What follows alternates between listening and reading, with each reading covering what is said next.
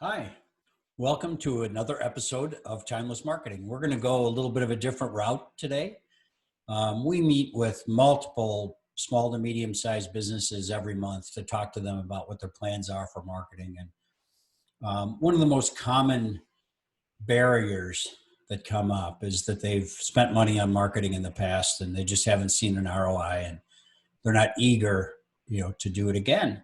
And one of the concepts we talk about, and it's not in the way of us trying to bend their arm to tell them to advertise. We really don't want to be in the business of trying to persuade people that they should be marketing their business. We want people that are excited to market their business, but that's here or there. The opportunity cost, the cost of not marketing, is very rarely something that they've ever considered.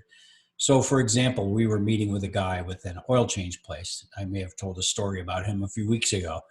In fact, I'm sure I did. And he had 4 bays and he was open 62 hours a week. So his opportunity was 248 hours of oil changes, which is at one per half hour, maximum of close to 500 oil changes. And he was doing about 150. So the opportunity cost was the value of him getting much closer. He's never going to hit 500 because it would be frantic. But let's say a reasonable goal of 425. Him not marketing to fill those bays and to take advantage of the fact that he's already paying the rent, he's already paying his guys who are usually smoking cigarettes standing around because there's so much time spent with the bays empty. So his opportunity cost is almost 3/4 of his overhead and his life. I mean, I don't mean to get corny about this, but let's face it, you're in that business. You're putting your heart and soul into it. You're putting a lot of time into it. And to not get better about marketing, whether it's doing it yourself, whether it's hiring somebody that knows what they're doing, something, but you really have to get serious about stepping back and saying, the biggest failing in my business is the failure to take advantage of the opportunity that I'm paying for.